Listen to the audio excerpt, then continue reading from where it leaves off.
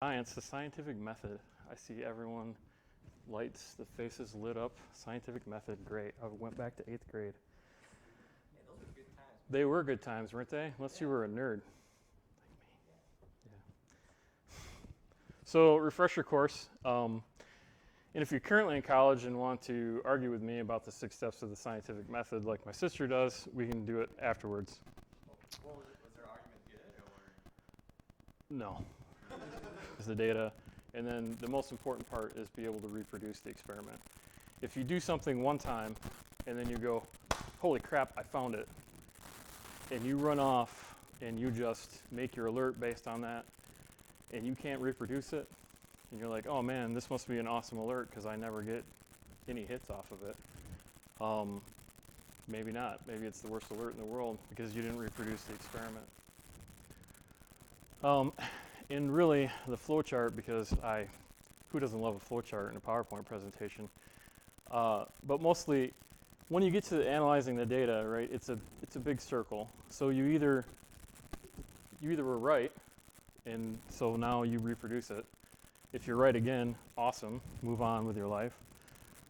Or you're wrong, at which point you need to go back up, form a hypothesis, test it again, analyze the results, and just continue iterating until you find the root cause or the hypothesis that fits what you're looking for. So we're going to do an example which is probably pretty familiar to a few people in this room. Do you interrupt everybody? Okay. So I will say I am demo light because I am having hardware issues with my laptop and my lab keeps pooping. So it's a lot of me talking. Sorry. But basically, we're going to go through an example of process. This is something that happens all the time. So someone is accessing employee accounts via externally reachable webmail server. So webmail at bakercollege.edu or cmsenergy.com. So you're on the DFIR team. You're responding. You've been asked to find out the IP address of the attacker. You need to find out how many accounts were compromised, and then you need to provide enough information back to the monitoring guys to actually create an alert and hopefully prevent this from happening in the future. So we're going to make some assumptions. One, we're going to assume that you're a Fortune 500 company because then I'm familiar with your infrastructure. No, you have Active Directory, you have Exchange, you have some kind of logging system, either Elastic or a SIM, not QRadar. So just based on the example, what do we know? Well, we know that at least one attacker is accessing employee email accounts via the webmail server. We also aren't collecting, because we know about our environment, we aren't collecting the web server logs from that webmail server, because why would we? I mean, really, who needs web server logs? Nope.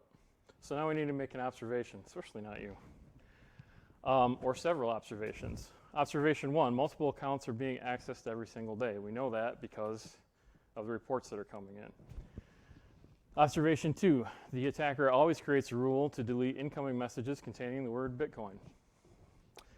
And observation 3, only webmail is being accessed, as far as we know.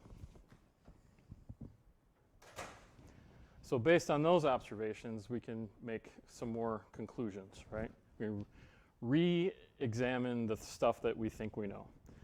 So based on our observations, we know there's a relationship, right? There's probably one external IP relating to one or more internal accounts.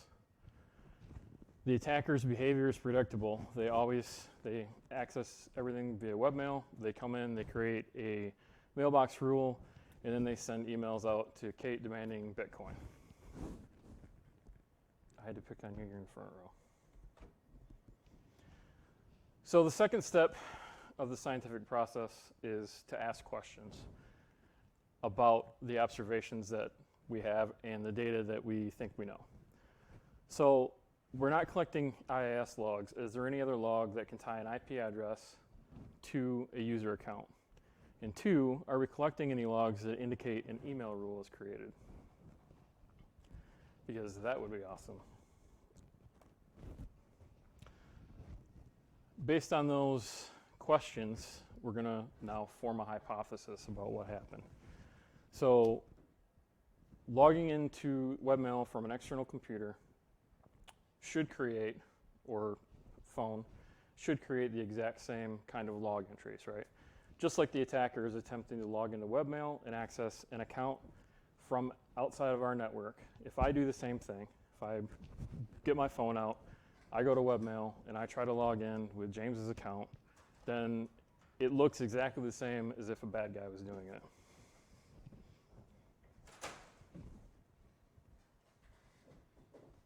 Which also becomes what our test is for the hypothesis. So first test, access webmail with a phone using 4G.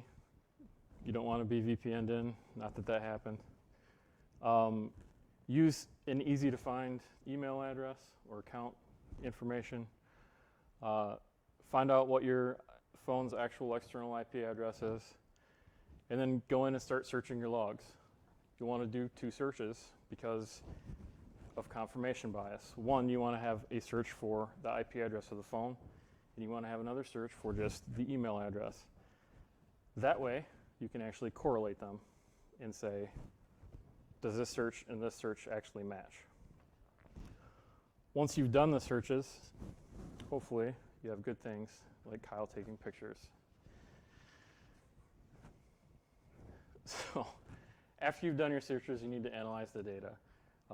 You're going to gather your log results from wherever you get them, and then go and see, can you find your IP address? Can you find the email account or the username that you used as a test? Are those 2 pieces of information able to be easily correlated? Meaning, is there one event that has IP and username? Or is there one event that has IP address and some kind of ID that can correlate to another log that has the same ID that can correlate back to the username? You're hoping it's number 1 because number 2 is really hard to write an alert for or even find. But you could. So we're going to assume best case scenario because it's a talk and no one wants to do hard stuff up here. Yes? Okay. Oh, you're going to take hard stuff? So this is actually taken from a real world example. So this is Kyle and I working late one night. The hard stuff was Kyle actually did find the, there was on our server, there was an authentication log that had the external IP address of the person that was accessing the webmail, and then it had a session ID, and that session ID could then be correlated to another system that had another log that had correlating session ID, and that had the username. So while Kyle was doing that, I'm thinking there's got to be another log that has all of this information in it because we're talking about Active Directory authentication. So if you're doing Active Directory authentication from a webmail, from a DMZ, you're probably using Radius, and we probably have Radius authentication logs, and that probably has the stuff in it, which is actually what happened. So I'm better than Kyle as a takeaway there. And now you need to reproduce the experiment, right? So now you need to get Kyle to log in, and you need to have Kyle use either a different email address, or obviously he'll have a different IP address, and give you one piece of that information. Do the searches, go through the same process that you went through to find your results, and then can you find the data that you're looking for given that you know an account or you know an IP? If you can, then great, because you're super smart, your hypothesis is awesome, you're probably going to be a great scientist one day. And if not, that's okay too, because now you know one way not to do it.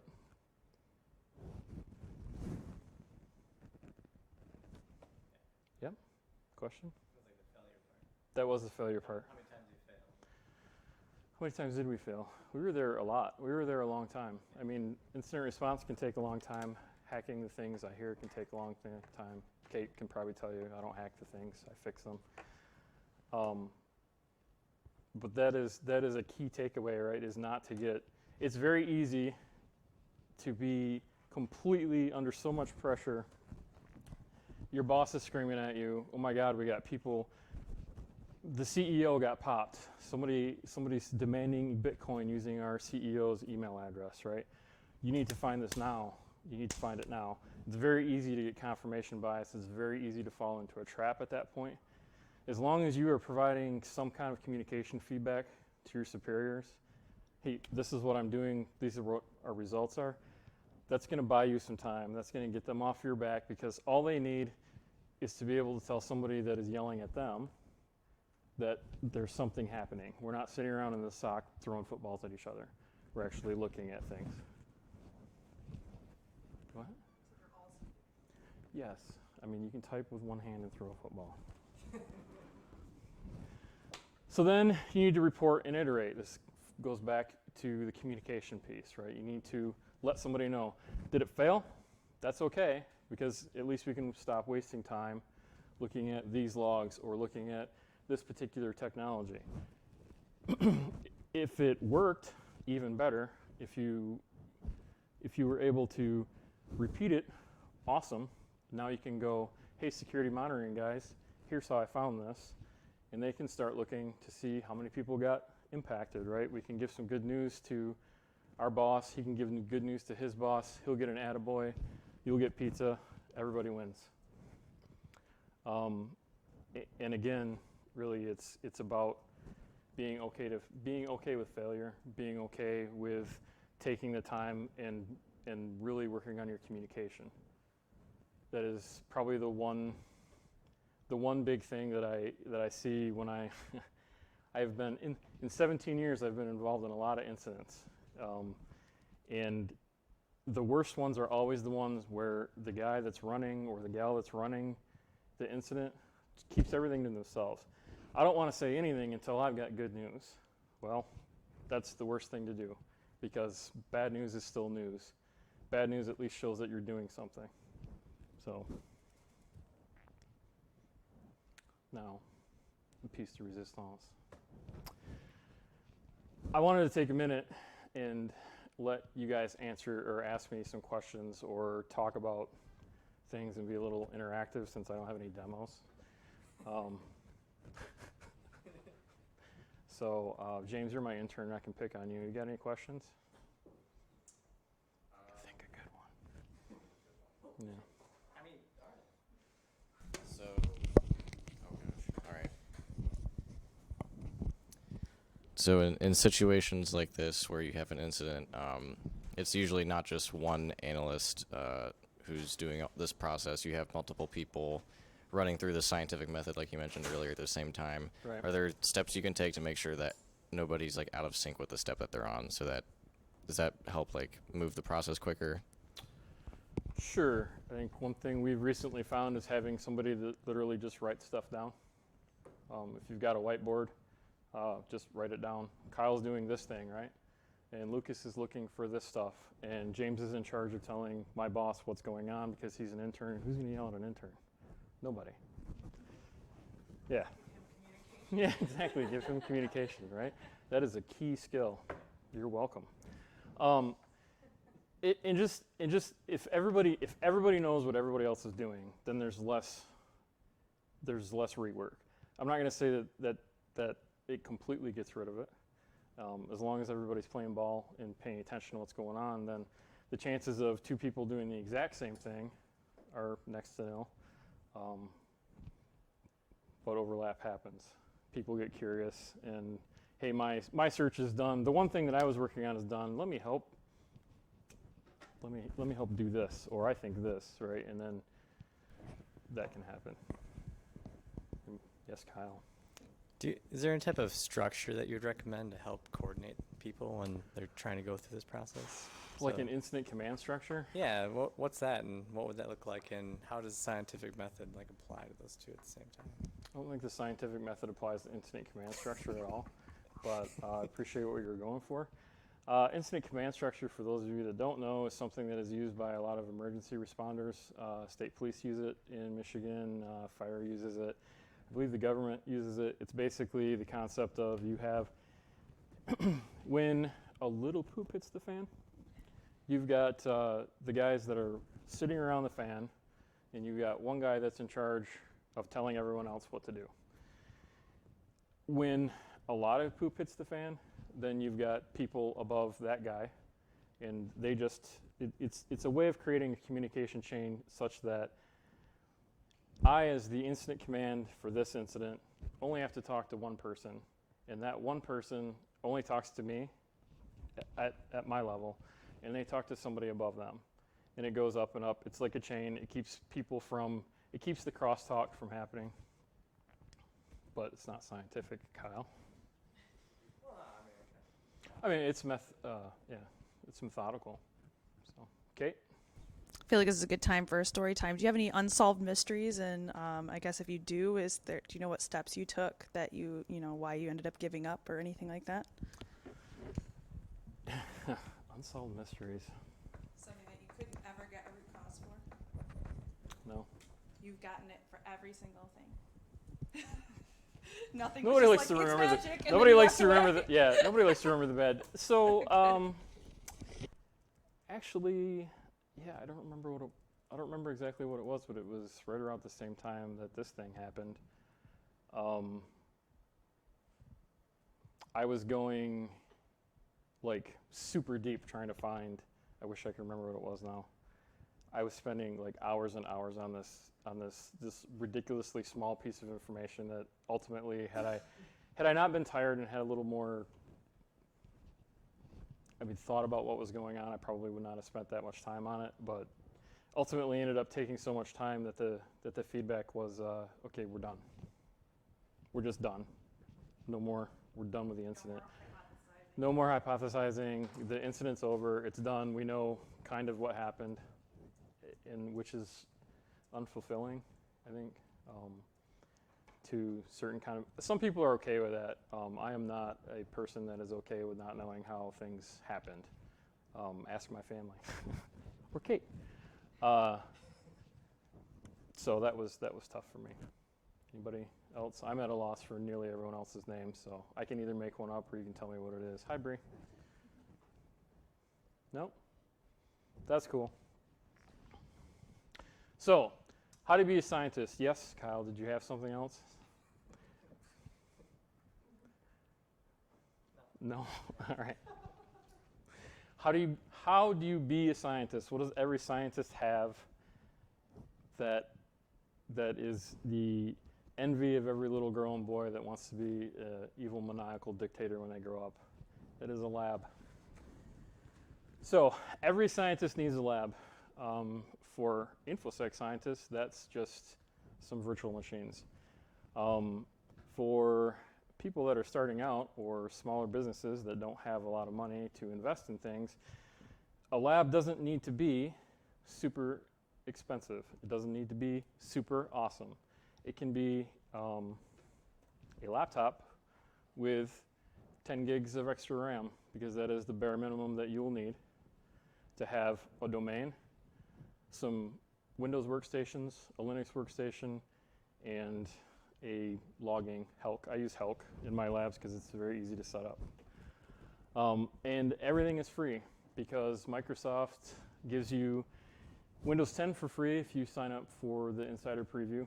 It's free forever. You just have to put up with ridiculously a lot of patching. It's really annoying. Microsoft Hyper-V Server is actually completely free forever.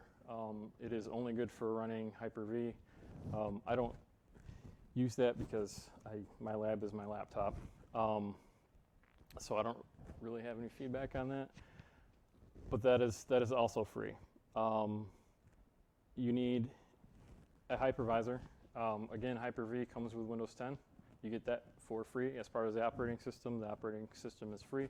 We got a lot of beer going on, and really only a minimum of 10 gigs of extra RAM beyond what your operating system needs, so probably 15. Yes? Is there any other place that you could get more Windows OSs for a temporary amount of time for free? Yes. you can go to the Microsoft Evaluation Center. You didn't think I was ready for that, did you? At the eval center, you can get, it says 90 days, but actually when I was poking around in there, a lot of them are 180 days now, especially the server operating systems. You can get them for free. And once you've completely and totally rebuilt your lab 3 or 4 times, you can do it in like an hour. So ask me how I know. But they have pretty much all of their modern operating systems. I think you can get Windows 7. Don't quote me on it. You can't get Windows XP. You can also get client software like Office. So if you need to look at an Office exploit or see how to make a really awesome Word document that pops calculator, then if you need Office, they got it. Linux for a lot of the servers. Ubuntu's, if you're not real familiar with Linux, Ubuntu is great because everybody uses Ubuntu, so you can find help articles all over the place. You'll probably want to get, actually if you don't know Linux, you probably just want to stick with Ubuntu desktop so you always have a graphical interface. And then pfSense is a free firewall with all kinds of advanced features. A lot of neat stuff like being able to set up VLANs and do like a captured portal and all kinds of stuff. There's a lot of functionality in there. It's got a pretty decent interface. I'll actually show some of my lab as long as it's actually running in a minute. That needs, I think, like 512 megs of RAM and 20 gigs of hard drive space. It's very, very small. And then Elk is the hunting elastic. It's actually called the hunting elk, but I have a coworker that is very adamant that it is no longer called elk. It is now called elastic stack. So for him, who's not here. So my lab is one Windows server that runs the Active Directory domain. It's my DNS, my DHCP server. I have 2 Windows desktops. I have a firewall/router. I have one Ubuntu desktop that I use for pretty much everything. And then 2 Ubuntu servers. One is a Helk server and one is a cert authority, so I don't have to click I accept that these are bad certs, because who does that in security if you can help it? The certificate authority doesn't run very often, and the biggest use of RAM is Helk. The bare minimum install is going to require 5 gigs of RAM, up to, I think, 8 if you install everything. But for bare minimum, 5 gigs. And then your server and everything else can run on 1 gig. It doesn't sound like a lot, but for a VM, that's more than enough. Except I don't like to run on just 1 gig because I hate slow. So my lab currently uses 24 gigs of RAM. So let's bring this up. Oh, cool. Hi. Here we go. I have a Kafka server because I was going to go through the trouble of setting up all that stuff, but Helk, seriously, just download it and run a script and you're going. So again, it's all in Hyper-V. The other awesome thing about Hyper-V over VMware is it supports VLANs. So if you want to do any kind of semi-advanced networking on your virtual machines, I have zones set up. So my Active Directory server, it's in its own little zone, and my desktops are in their own little zone, and then I have a zone for my Helk server and a special zone for the CA, and only one IP can get in there, so that it looks kind of like a regular network. VMware, it's not as easy to do. And Hyper-V being native Windows thing, you can PowerShell it. So if you want to learn PowerShell, awesome opportunity to do that. If you know PowerShell, then it's a lot faster than the GUI. And then I will give a little plug for Royal TS because I can't find my mouse. There it is. They only let me have 1 monitor at work. Then I can have multiple RDP sessions going in one, and I can have SSH sessions all going in one interface. I'm not switching between PuTTY windows. I don't have a bunch of different RDP sessions going. When you are really in it, then the last thing you want to do is accidentally, run the wrong command on the wrong server. I think that was, I didn't really, again, I don't have a demo. Everything is broken currently. So that kind of undercuts my build your own lab. But I'm What's wrong with it? Did you troubleshoot using the scientific method? Yes, I did. It's the network stack. You need, seriously. So not only is the wireless card junky, but the network. Every time I switch, so if I go plug this into a LAN, like I had it earlier, and then try to switch back to wireless, I don't know if you can see. Nope, it doesn't.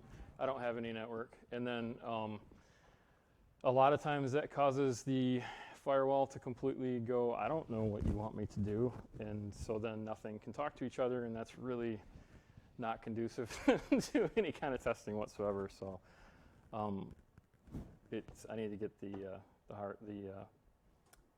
Wi-Fi card replaced, but that is neither here nor there. Good question, though, Kate. Thanks for trying to put me on the spot. Appreciate it. We do have one question from the internet Yeah. around why there isn't a Kali VM in your lab. Why isn't there a Kali VM in my lab? Because I am not generally looking for exploits. Kate looks for exploits, and sometimes I will, but largely it's more for me about something bad happened. Can I recreate what the bad thing that happened? And most attackers that sit on your network, inside your network, don't, unless they're their internal pen test team. All I need is to be able to replicate the end result and find it in a log. That's all I need. I need a Windows event log. I need to tail demessage like Kyle does. Kyle's old school. I'm sorry? Yeah. I don't generally have a need for Kali for the work that I do. So that's why. Why use this space? Yeah, it's 1,000%. Yeah. It's true. Yeah.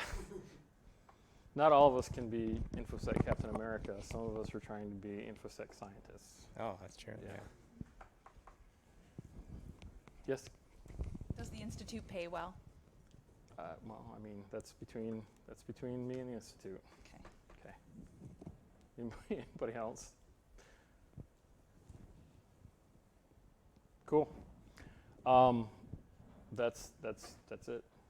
That's 20 minutes of your day back that you did not expect to have. So you're welcome. Yes, Kate. What was the demo supposed to be? Can you verbally walk us through it? So basically what I was going to do was Spectre Ops recently did an article, and I forgot, I think it was Matt, did an article on the Razer Surround, which is their surround sound drivers for their headset. It's got bad permissions on one of the install folders that you can kind of use to get privilege escalation on your box. It's really easy. And he does a really great write-up, and when I remember where it is, I will put that in Slack. On exactly the method that that's one of the things that I like because it dovetailed so well into this. He has a pretty solid method on how he goes about looking for bugs, right? Like, it was one of those, bugs don't have to be hard. Anybody can be a bug bounty hunter. But really, it was just abusing the service to gain escalation. It's like a 30-second thing, but. And you'd find it in the help logs. Yeah. Whoop. Yes. Could you give like a example of Elk for us? So is Oh, that box working? Yeah. Yep. Good question. I can do that. If I can work multiple monitors. There we go. Here's my mouse. Look at that. Well, first thing we're going to do is I'm blind, so nope, that's the wrong one. Now we're all blind. How's it feel?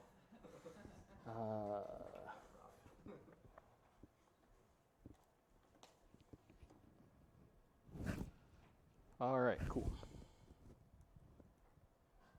Nothing makes you a better typer than having a room full of people watch everything you're doing. I'm sorry? The username and password the same thing? No. The password's Lady Bacon.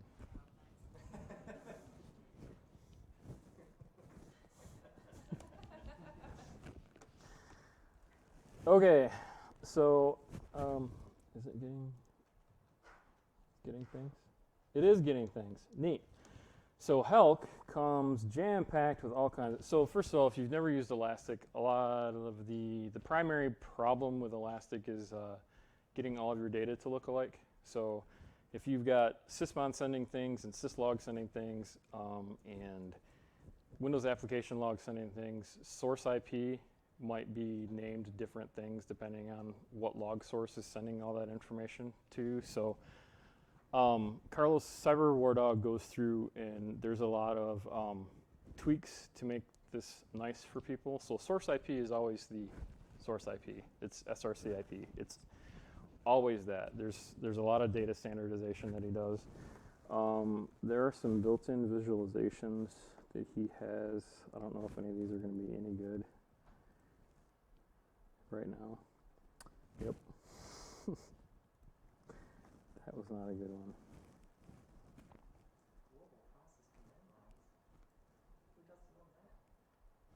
This is a fairly fresh lab, so there's not a lot in there. I was up till 2 trying to make it so that things would work, and it was just not working. So pie charts, yes. Let's see a pie chart. Mitre Attack mitigation techniques. So the other thing, who hasn't heard of Mitre Attack at this point? Anybody? No, you don't want to single yourself out so we could heckle you? All right.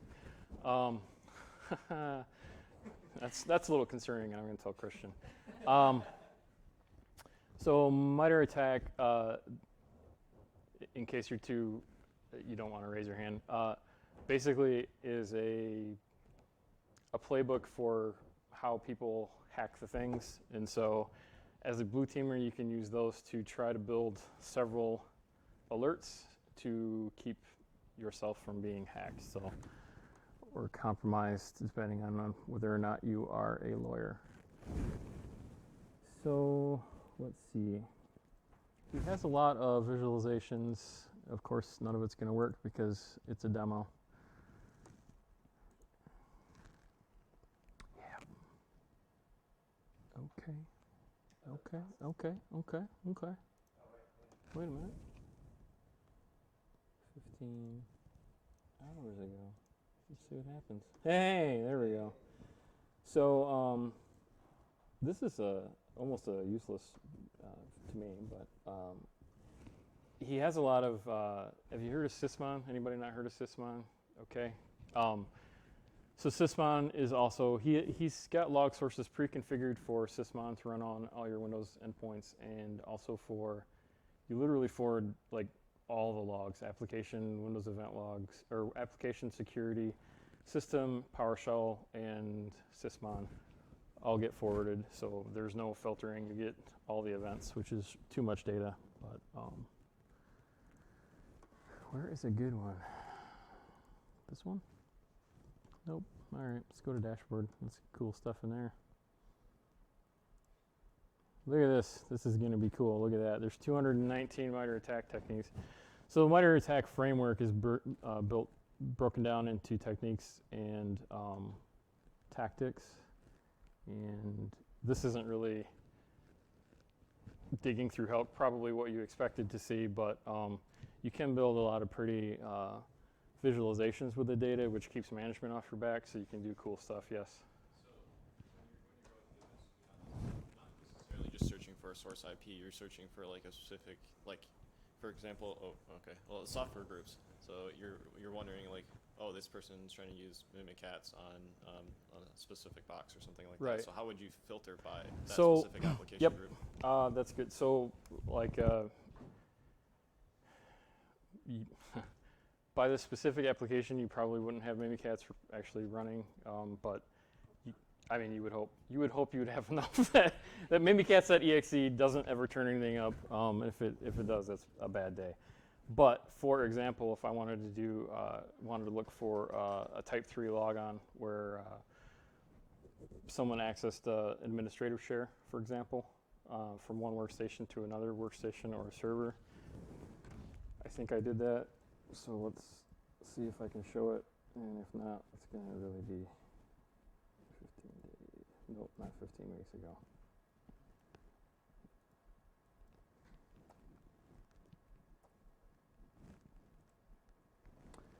All right, so Kyle, correct me if I'm wrong, but it is event ID 4624, right?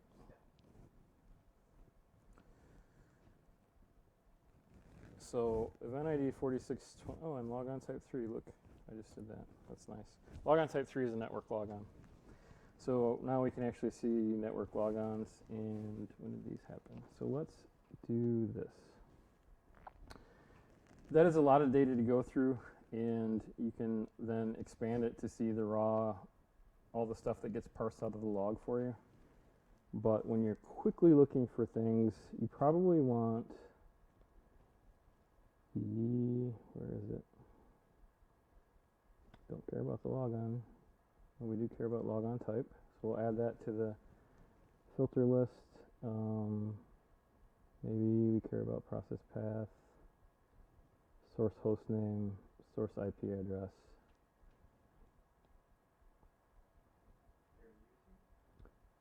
Probably. Username. Okay, so this one, username is CHRWin1002, which is $, that's the computer account. Let's see if I have one. I know I did.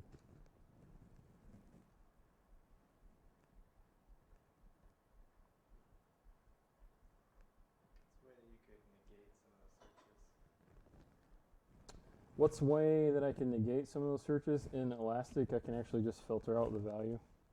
So if you hover over, I don't know if you can see that. If you hover over basically any field in the results, you can add that or remove that from your filter. So there's a little, two little magnifying glasses. One has a plus in it, one has a minus in it. I probably don't have to explain what that means. So if I don't care about this particular account, which is my domain controller, I can filter that data out. And now I will only see the other two Windows computers, so I don't care about those. I want to see actual users that have done this. So let's get rid of that one. Let's get rid of that one. And hope to God there's some results. Hey! Whew! So FWLDAP, that is I don't know if anyone can figure that one out. That's the AD account that I use to provide AD authentication for my firewall. And then BitRanger is a domain controller, or domain admin, not a domain controller. So I can see if I then expand this, right, I'm looking for actual users, and 4624 is the event ID. The host name that I used, I had a successful impersonation. Logon type 3 is a network logon type. If you're just starting out and you're not an old grizzled person like me, you probably don't know that off the top of your head.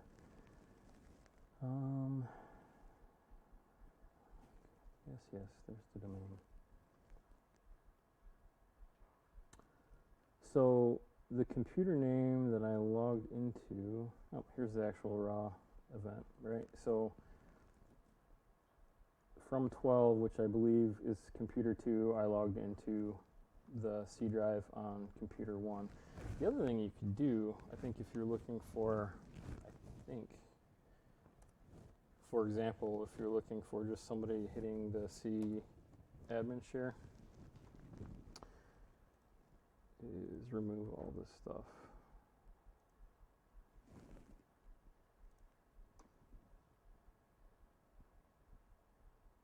And I don't know if anybody can hear. There we go. That did not help at all. Probably because it considers it a regex.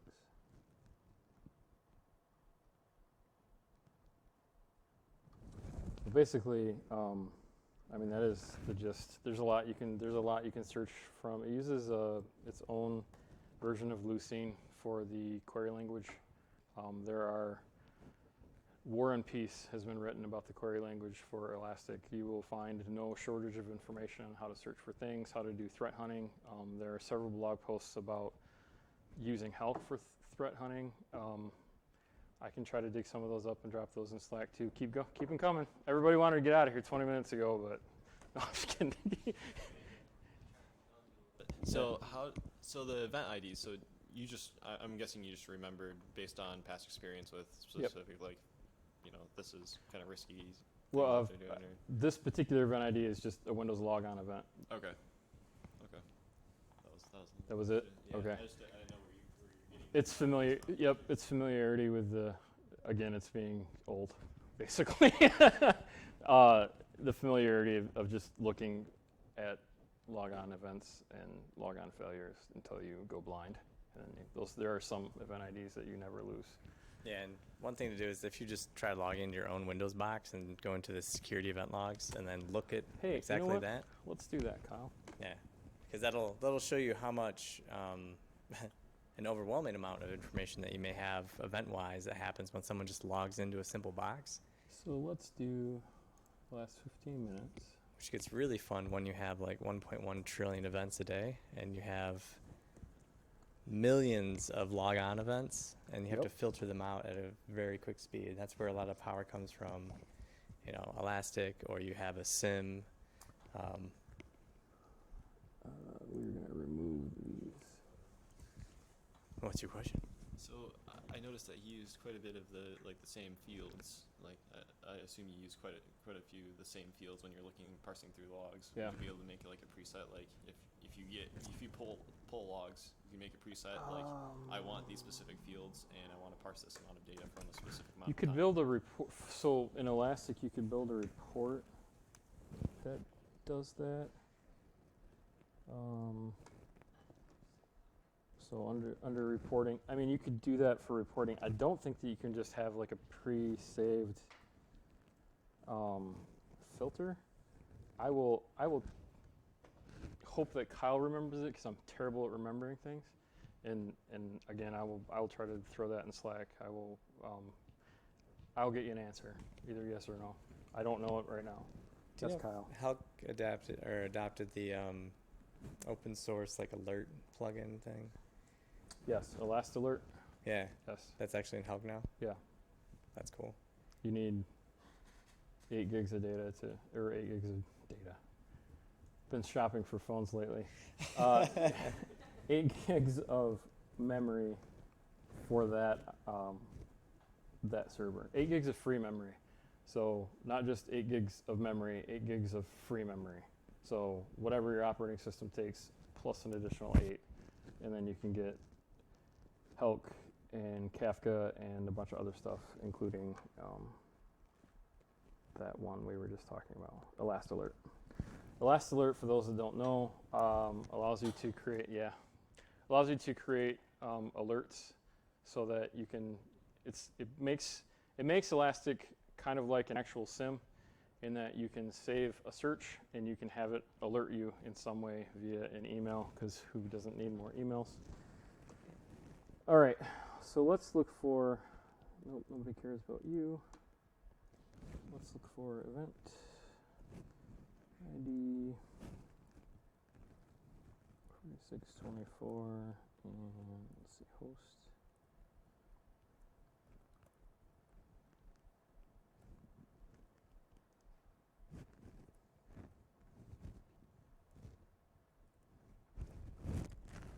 I always forget if you got to do it this way or not.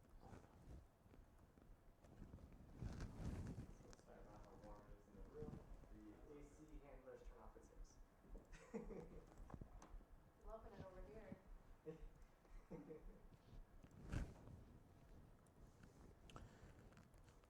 Care to guess my password, Kate? It really is Lady Bacon.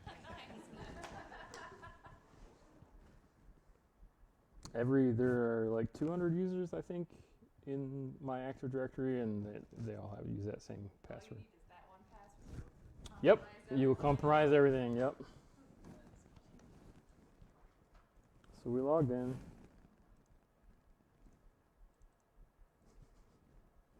Okay.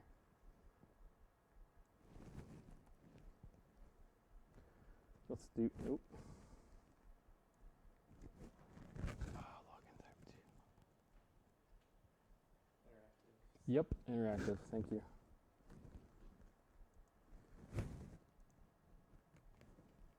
This is working great. Yeah, now we're gonna get something. Look at that. All right. So 1953, 36, what time is it in my lab? Who knows? But so you can literally just event ID 4624. Now, we can make a hypothesis because I did an interactive ID. If I scroll down through this, it should be in a logon type of 2, if Kyle and I remember what we're talking about. So it's kind of a...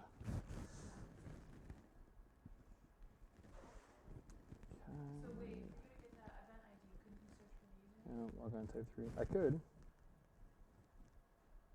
That's another way to do it. So logon type, that's a network logon. I wonder why that, oh, because I'm already peed into the box, that's why. Yes, so you could do event ID 4620, 4624 and username. I mean, if you were just a user, Okay. you'd be fine. Yep, user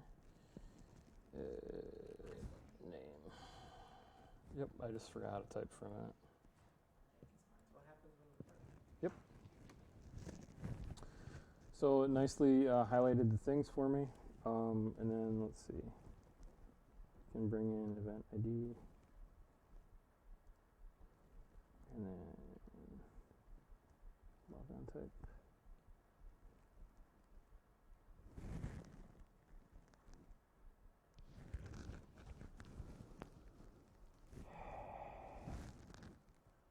Let's add it here. There we go. All right. So now we can see basically within a few seconds of each other. Yep, within 10 seconds I've got 6 different results for 4634? Oh, 4634, which I don't remember, and 4624 being as I logged in with a domain account. No, logon type 2 for interactive, but I'm already peed into the machine, so it's logon type 3, which is why I didn't show. Or at least that's what everyone will believe right now, because they can't prove me wrong.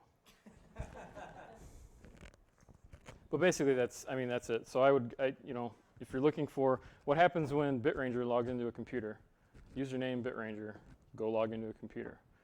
And this is good. What logon types? I think there's 10 different logon types, and you usually see like 3 or 4 different logon types normally, like all the time. So you can go to Ultimate Windows Security, look at event ID 4624. It'll tell you all the logon types, and then go figure out, make your hypothesis on what does a test need to look like to cause a logon type 7 in a 4624, and actually does it do your log results correlate what it is that you think you just did? Is that he's run out of questions or he's looking more up?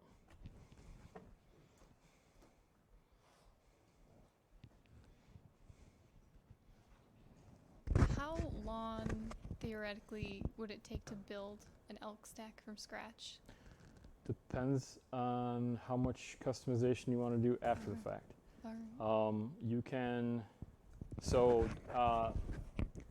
Amazon just released Open Distro for Elasticstack, which is basically a Docker container that has a lot of the things that Elastic charges you for, like security.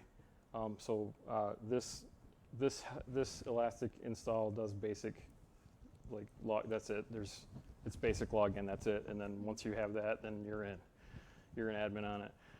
The AWS or Amazon has OpenDistro, which has not only do they have security, but also last alert is built in. If you don't care about changing the certs, I mean, you can, in the time that it takes you, basically download it.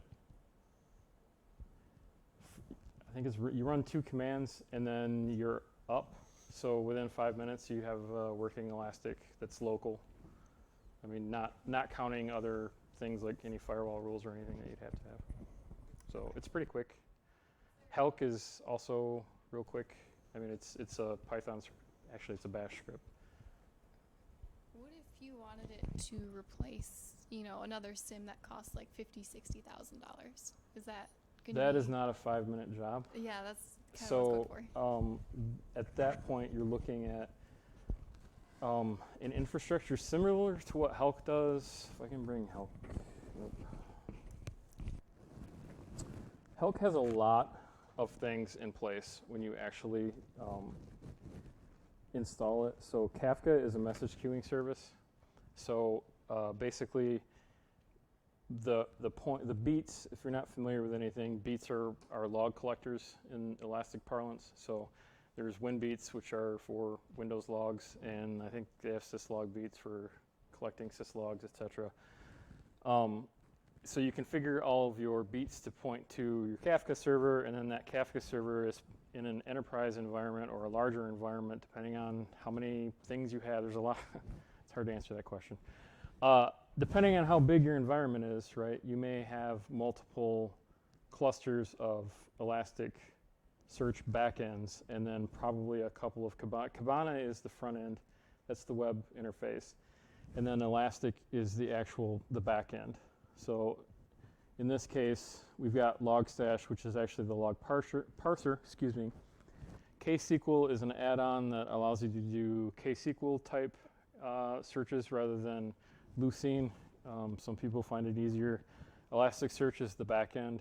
So in a big environment, you're going to have multiple servers with a lot of, actually not a lot of memory. I think more than 32. They don't recommend using more than 32 gigs on any single host of memory, but you'll have a lot of disk space usage.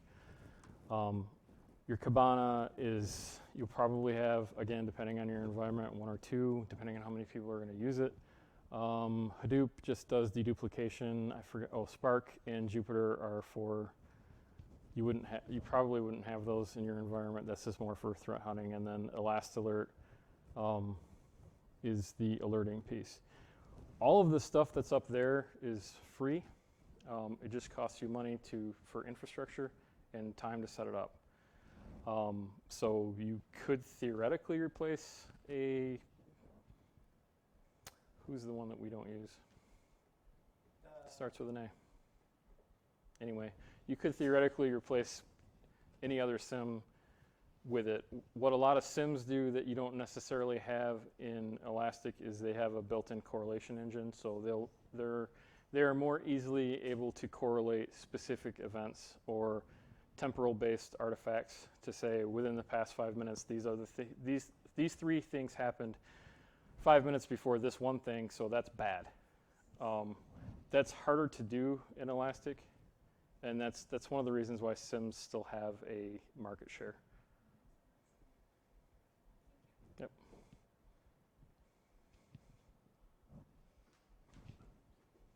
Nope. All right.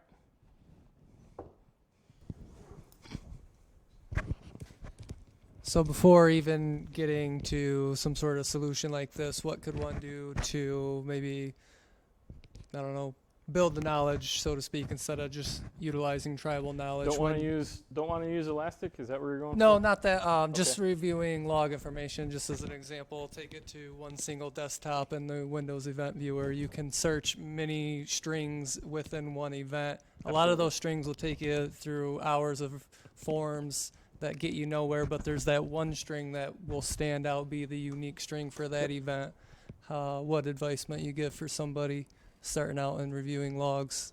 So if you're reviewing logs in a Windows environment, the first thing that you should bookmark is Remember that time I told you my Wi-Fi stopped working? All right. Ultimate Windows. No, literally it won't. I have to reboot it. And then I'll have anywhere between 5 minutes and 8 hours before I have to reboot it again. Ultimate Windows Security is probably the single best resource for not only all the event IDs that you'll find, but also all kinds of trivial information, like again the logon types, right? It actually has all the logon types for 4624s.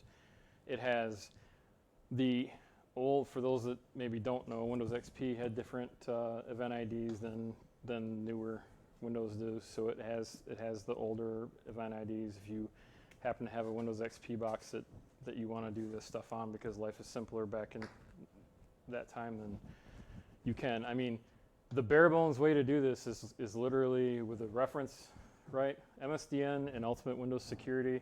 Sit down at a computer, pop open Event Viewer, and do a thing, and then find out what happens. A couple other things is RegShot, which is a way to take a snapshot of your registry. So take a snapshot of the registry, do a thing, change a setting, take another snapshot of the registry, and then you've got two files that you can compare. And I think in the later versions of those, it has a diff function, so it'll just show you what's different.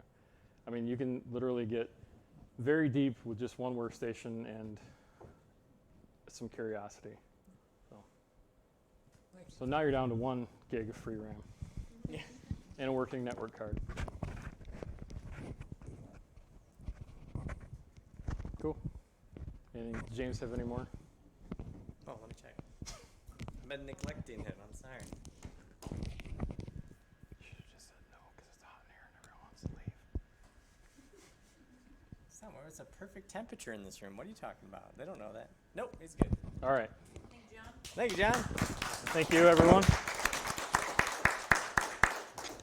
Everybody have a good night.